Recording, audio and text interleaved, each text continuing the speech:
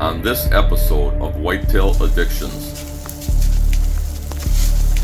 Alright everybody, tripod, you're of Whitetail Addictions, and I just shot my big target buck.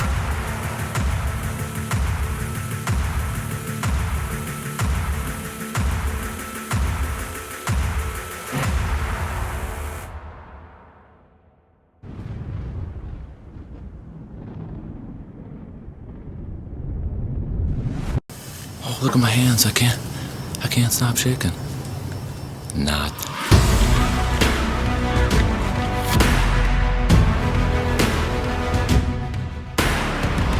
I'm what you call a lone wolf. I like to walk alone. I go hunt for the feeling. I thrive out on my own.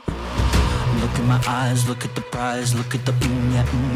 Heart in my chest, holding my breath. Yes. I'm addicted to the game. I am the one they run from. Dead I lie and wait. I do not tremble, do not shake. Ice cold blood in my veins, yeah.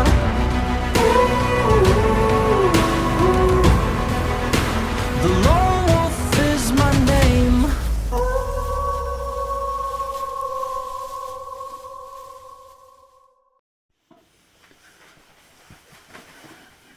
Hey everybody, my name is Troy Pottinger, and they call me the Mountain Man. Just working our way up in here. I am sure that CrossFit is really cool, but hunting mountain bucks is way cooler.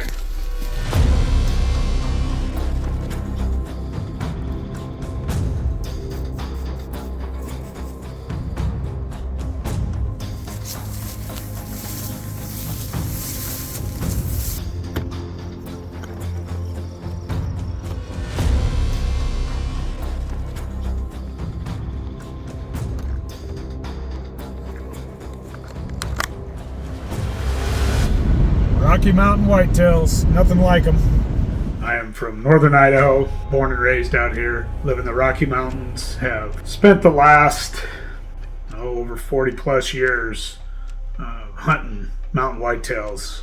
I can honestly say there's nothing that I enjoy more than big vast public land and hunting mountain whitetail bucks with a bow and arrow.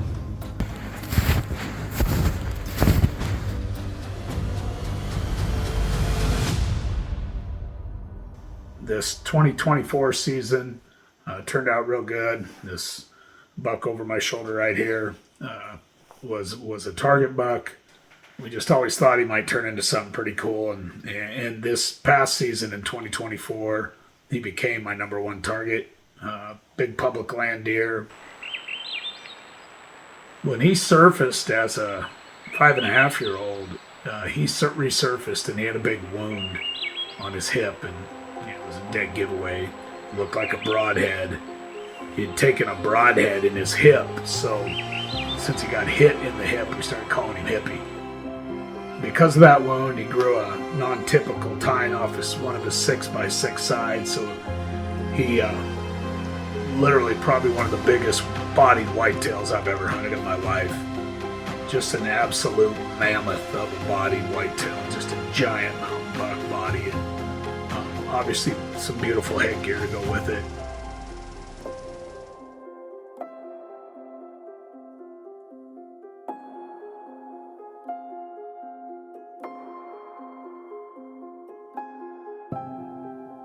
I could tell by his demeanor from 3 to 4 to 5 that he was continually becoming the man in the area. Early November, I was hunting one of the best community scrape clusters I've hunted in the last couple of decades. It's an incredible spot. November 10th rolled around, I was all ready to roll. I checked up on him, and he had been around a little bit. I figured he would show him more. Based on a specific doe's photo period, we were expecting her to come into heat. Sure enough, I went in opening day, and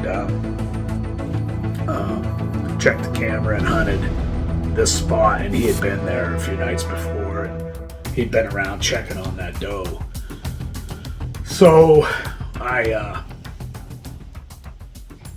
doubled back on him the next day, same setup, and went in real early, about 2 o'clock in the morning. Got within 400 yards of where I wanted to kill him and hunt him probably an hour and a half before daylight, and it was a long trek in. It was about a 2-mile trek into this spot, and had about a foot of snow. Actually, it was kind of slush, and it was raining that day on top of the snow, so it was turning to slush and just real messy. And I got in there prepared, totally ready to kill this deer. You know, I'd packed in a whole nother set of clothes, and then made my 300 to 400 yard travel into where I was hunting him on those big scrapes. And it was just an incredible morning. I saw a lot of deer that morning come through those scrapes.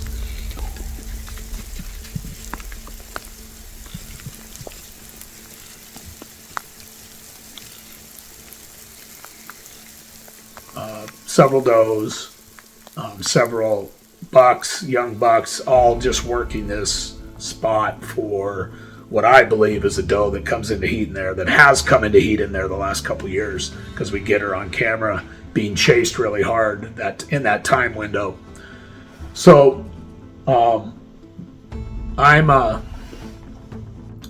expecting that I might see him, or at least one of my other potential targets that I was willing to hunt. But I really wanted to kill this deer more than any other deer.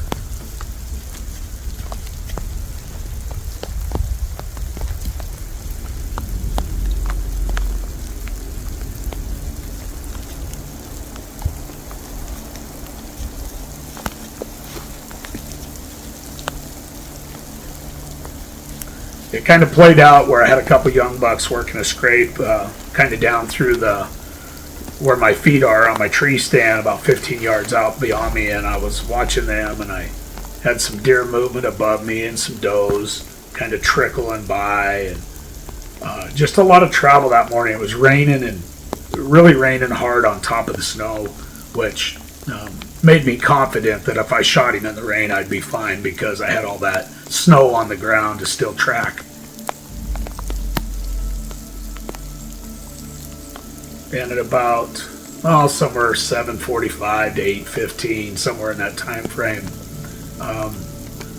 I just kind of got a feeling over my shoulder, and I looked behind me, and again, there had been a lot going on in there that morning. It was pretty active, and I looked behind me, and he's right there over my shoulder here, but I actually looked over this shoulder in my stand, and I looked back, and the first time I laid eyes on him in person, and he was literally making a scrape,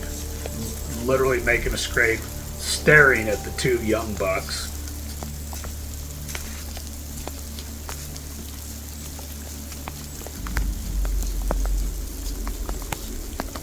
And I knew I had to be real careful and quiet. I was hunting real high, steep terrain with a bench out in front of me. And I just, could tell that if he came anywhere towards those bucks beyond me, that I was going to get shot.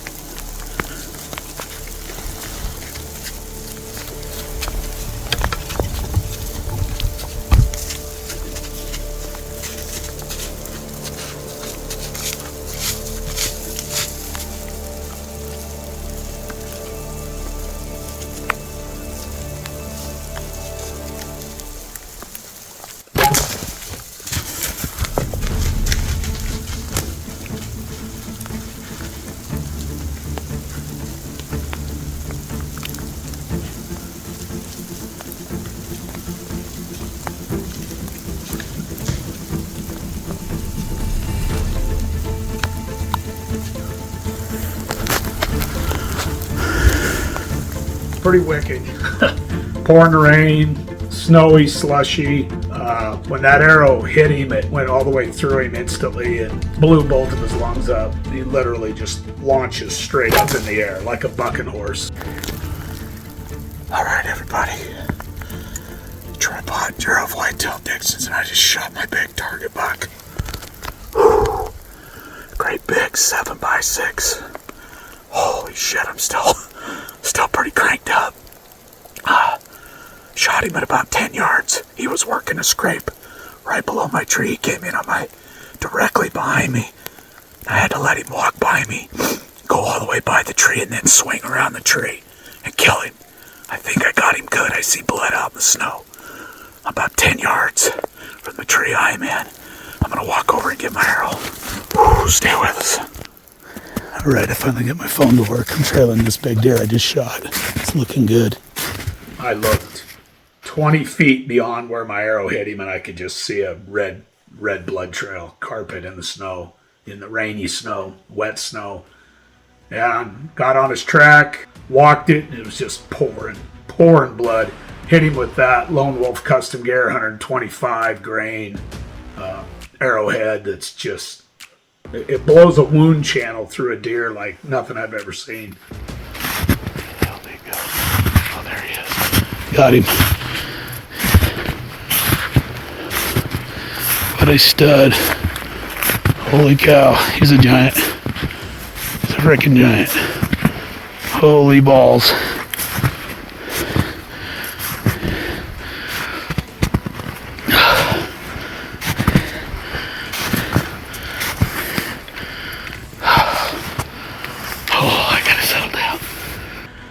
Holy smokes. Sorry people, the video on this is not great. You know, I was obviously pretty fired up and excited, and first thing I thought was just, holy cow, what a mountain monarch. Just his body just blew me away. It was just an absolute hoss of a buck. Gosh dang, he's 20 inches wide. Easy. He is a tank. Just kind of, thank God. Always for me, it's always all the glory to God in my hunting. Yeah, man.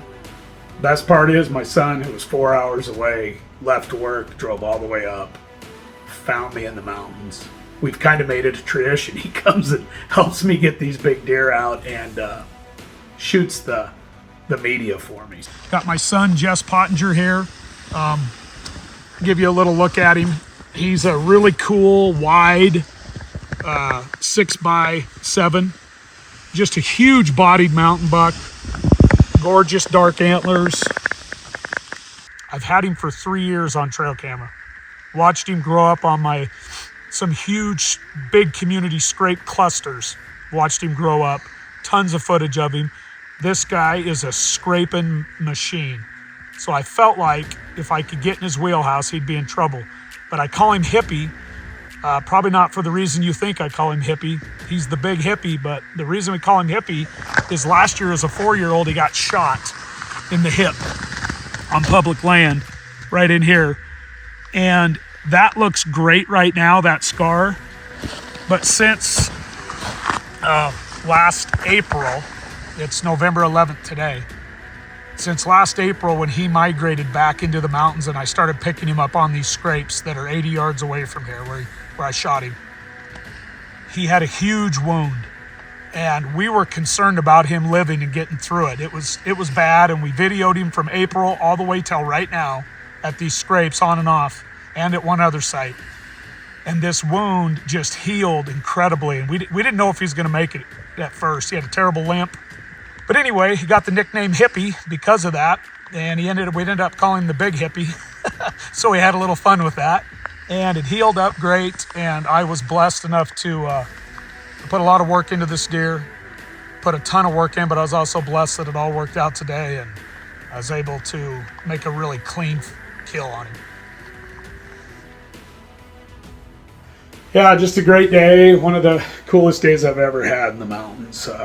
Hunting a high elevation buck that I feel like probably the toughest to get to and hardest to hunt buck I've killed in a while. And yeah, I just am very grateful for it. I hope you enjoy the show. I hope you enjoy Whitetail Addictions. And just remember, always hunt like a wolf. Be relentless. I'm Troy Pottinger. Whitetail Addictions is brought to you by Lone Wolf Custom Gear, the innovator of mobile hunting. Lone Wolf Arrowheads, recover your deer, not your broadhead. Face-off bikes, make every hunt count. Osseo Gear, nature's best camouflage. Vortex Optics, we got your back. Buck Fever, synthetic scents, make bucks hunt you. Stealth Cam, never miss a moment. Hoyt Archery, get serious, get Hoyt. And by Victory Archery, the carbon arrow experts. This is Andre Custo from Lone Wolf Custom Gear.